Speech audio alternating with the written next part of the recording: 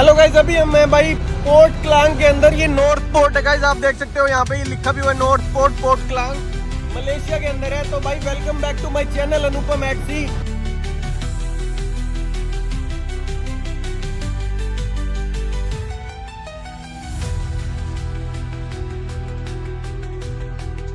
तो भाई ये आप देख सकते हो शिप के ऊपर लोडिंग और डिस्चार्जिंग हो रही है यहाँ पे कंटेनर्स की। तो आपने गाइस रिसेंटली ये न्यूज पढ़ी होगी, MSC अल्सा 3 शिप का नाम है गाइस ये, और वो कोच्चि से 38 नॉटिकल माइल्स यानी कि 38 माइल की दूरी के ऊपर कोच्चि से वो गाइस डूब गया है अभी। उसके ऊपर टोटल 24 क्रू प्रेजेंट थे, 24 क्रू मेंबर 24। पहले गाइस 21 क्रू को रेस्क्यू किया था, और जो 3 जो क्रू मेंबर थे, कैप्टन, चीफ इंजीनियर और सेकंड इंजीनियर, वो शिप के ऊपर ही थे वो लास्ट टाइम तक, जब तक वो डूबा नहीं, क्योंकि वो सेल्वेज ऑपरेशंस कर रहे थे कि अब सेल्वेज ऑपरेशंस होता है गाइस लास्ट कोशिश शिप को बचाने की। तो भाई उसके अंदर काफी सारे कंटेनर वगैरह लॉस हो गए थे, मतलब पानी के अंदर गिर गए थे इनिशियली जो रिपोर्ट आई थी। और उसके अंदर guys total 370 metric ton fuel oil था और 80 ton metric ton diesel oil था।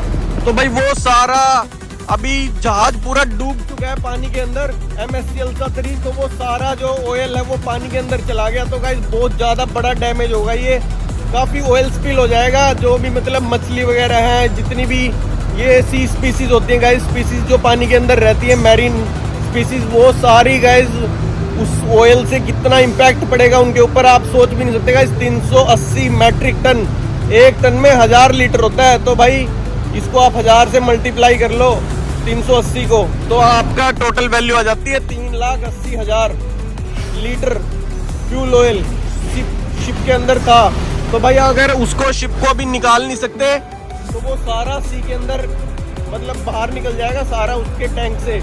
तो भाई कितना बड़ा डैमेज होगा आप सोच भी नहीं सकते गाइस।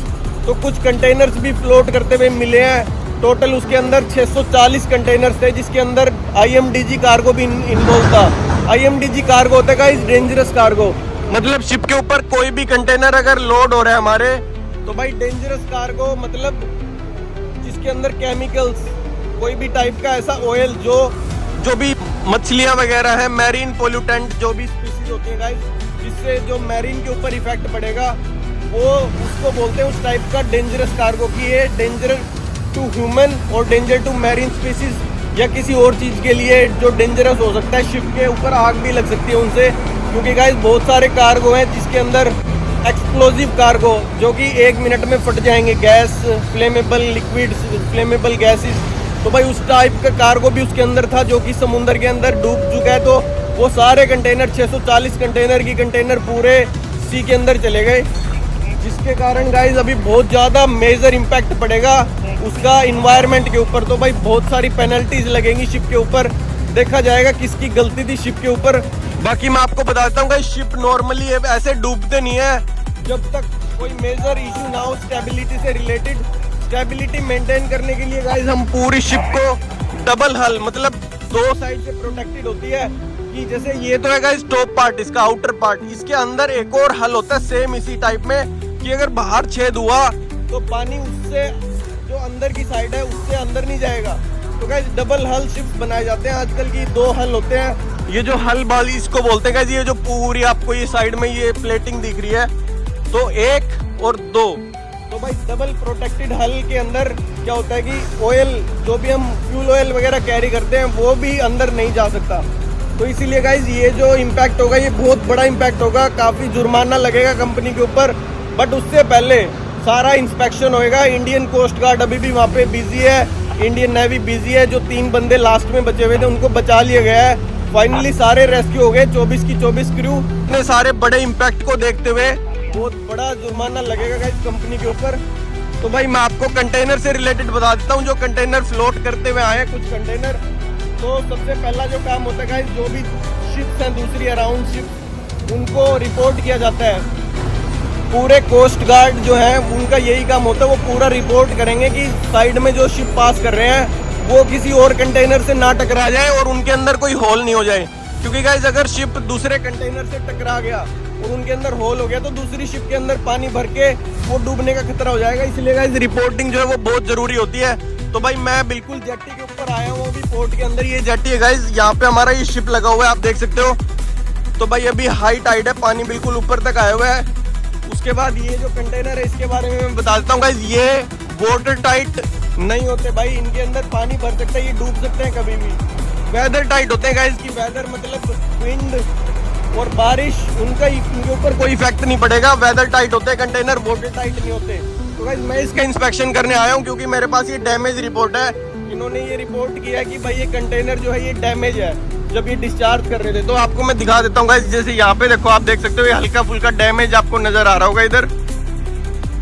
तो भाई ये मैं हमेशा चेक करते हैं कि जो भी कार्गो कंटेनर लोड हो रहा है शिप के ऊपर या डिस्चार्ज हो रहा है वो बिल्कुल सही कंडीशन में होना चाहिए, वरना अगर कुछ ऐसी सिचुएशन भी आ सकती है जिसमें शिप डूब गया तो जो कंटेनर है वो फ्लोट करेगा नहीं करेगा वो डिपेंड करता है। तो यहाँ भी आप देख सकते हो गाइस हल्का सा इसमें डैमेज है, लेकिन जब तक ये इसके अंदर कोई मेजर होल नहीं होता या कुछ ऐसा कुछ नहीं होता जिससे कि पानी अंदर घुस सकता है, तब तक ये हमारे लिए ठीक है। तो भाई जो अभी MSC अल्सर 3 की मैं बात करूँ फिर से, तो भाई वो बहुत बड़ा मेजर डैमेज हुआ है यार, मतलब पूरी शिप की शिप हो गई। उसमें आप गाइस मानोगे नहीं, कम से कम 500 से 600 करोड़ का नुकसान होगा कार्गो का, जो शिप का कार्गो है। और जो गाइस शिप होती है अकेली वो भी कम से कम 600 से 700 करोड़ की शिप होती है। तो आप अंदाजा लगा सकते हो गाइस, जो ओनर है MSC का उसको कम से कम ये 1400-1500 करोड़ की शिप पड़ेगी एक जो डूबी है पूरी। प्लस में गाइस जो मेन चीज अच्छी जो चीज हुई है वो ये है कि जो सारे क्रू मेंबर्स थे वो बच गए, इंडियन कोस्ट गार्ड ने उनको बचा लिया। और जो गाइस ऑयल स्पिल होएगा उसको कलेक्ट करेंगे, जो पानी के ऊपर वो फ्लोट करेगा उसको कलेक्ट करेंगे, उसका जितना भी खर्चा आएगा वो सारा कंपनी को उठाना पड़ेगा। लेकिन नॉर्मली गाइस शिप्स का जो है वो इंश्योरेंस होता है।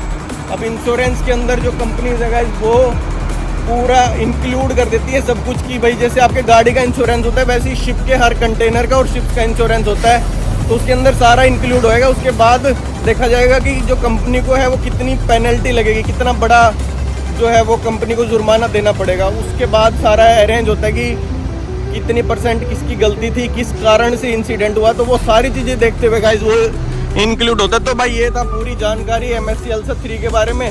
बाकी मैं आपको सब कुछ इन्हीं शॉर्ट्स के थ्रू देता रहूँगा और लॉन्ग वीडियोस के थ्रू भी ऐसे जानकारी देता रहूँगा। Okay, thank you guys, thank you, keep sharing videos, like and subscribe. Okay, thank you guys.